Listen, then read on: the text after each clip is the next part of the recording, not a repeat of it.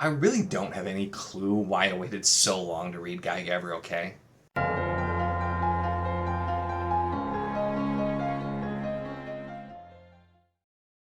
Hello and welcome to my channel. In this video we are going to be talking about A Song for Arbonne by Guy Gavriel Kay.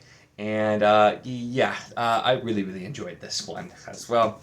So my first Guy Gavriel Kay was The Lions of Our Song, which immediately became one of my all-time favorite novels. I loved that so much, and I started this one next at the recommendation of Joanna, and I'm also, for the record, I'm going to link Joanna's review of this book as well, because she really delved into a bit more about the music, which is really important, and had some personal experiences too that I feel like just kind of add something. I really enjoyed her review, so I'm going to link that down below as well.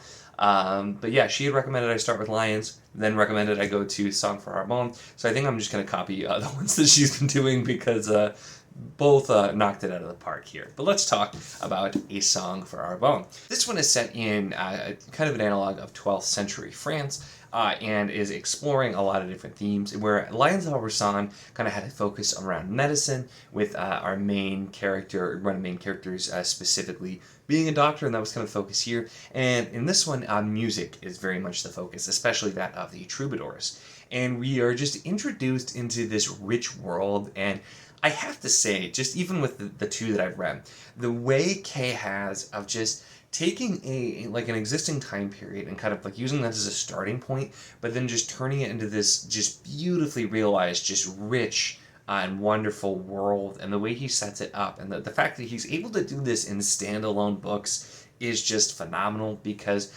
neither of these books are particularly short, but it's one book manages to set this up, and it's this great kind of historical fantasy feel, because it's a real time period, and both this and Lions were pretty low on the magic fantasy aspect. They just take place in a different world, and they have a little bit in there as well.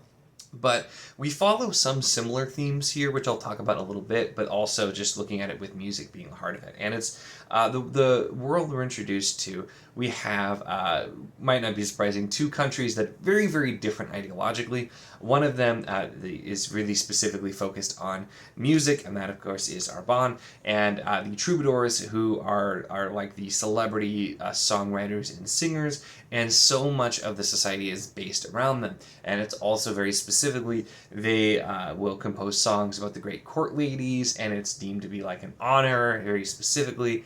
And there are even some comments about how the troubadour can basically make a court lady more desirable because of the fact that they're singing a song about her, even if it's not like she's not all on her own, doesn't have that allure. And so it's really an important part. And the treatment of women is a really important part of the difference between the two societies, with women being in power and the current leader of Arbonne being a woman as well, whereas Gorhat, or Gore, I did some audio for this, and he pronounced it with not pronouncing any of those ones, but I'm going to say Gorhat is how I'm going to say it anyway.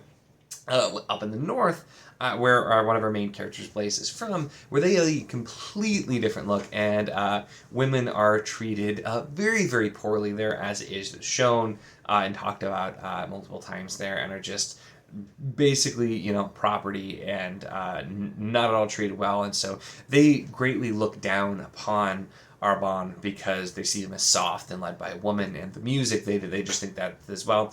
So that kind of is a little bit of our core conflict, and it is religious as well, whereas they both worship kind of related gods, but Arbonne is worshiping a goddess, and Gorhat is worshiping the god.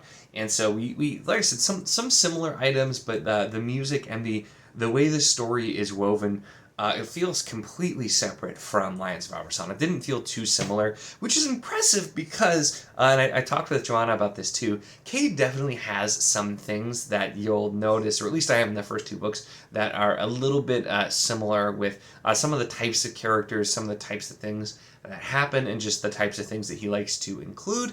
So you'll see some similarities, I think, in those little things that may just be things that Kay does. And even with that, like I said, this felt like just a wholly new and very well written and just beautifully woven story as we go through and are talking about the music.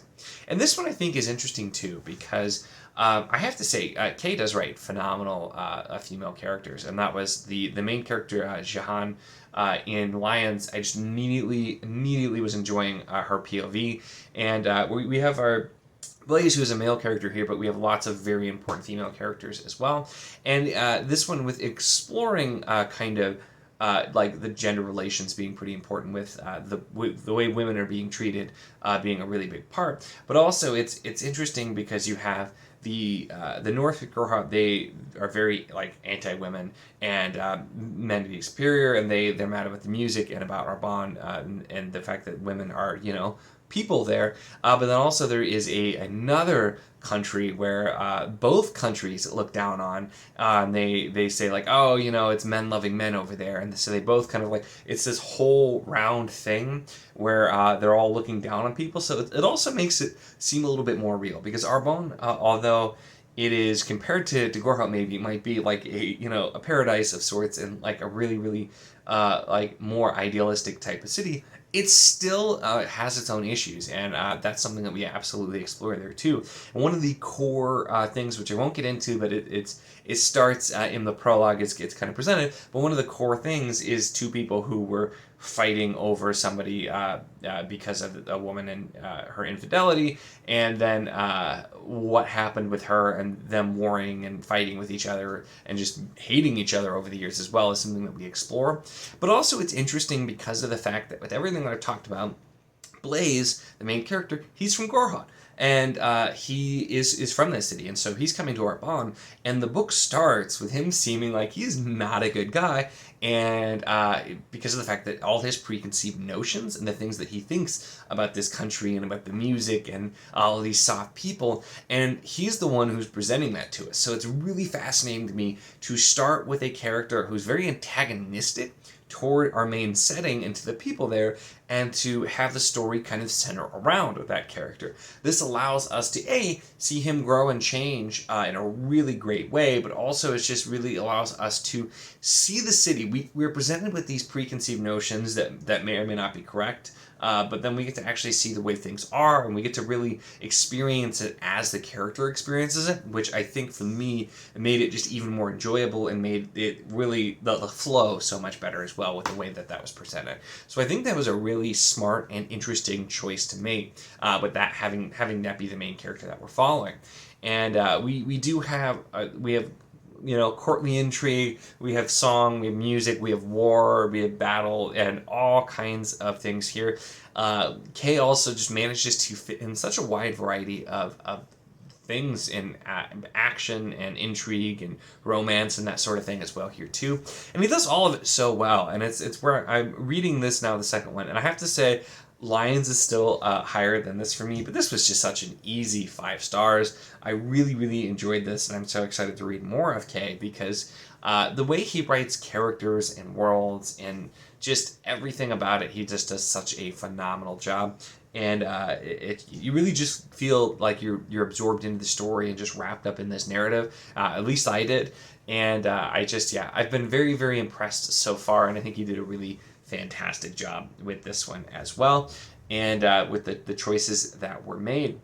So I love this one. I definitely recommend this one, and I will be continuing. I don't know which one I will do next. I have almost all of Guy Gavriel Kay's books at this point, but I'm really excited to continue. If you have a recommendation as well for the next one that I should read, definitely let me know in the comments. But I would love to hear anyone's thoughts on this one. Like I said, as I was reading it, I was chatting with Joanna about it. I had a really great time chatting with her with it, and I'm so excited to read more of Guy Gavriel Kay's stuff.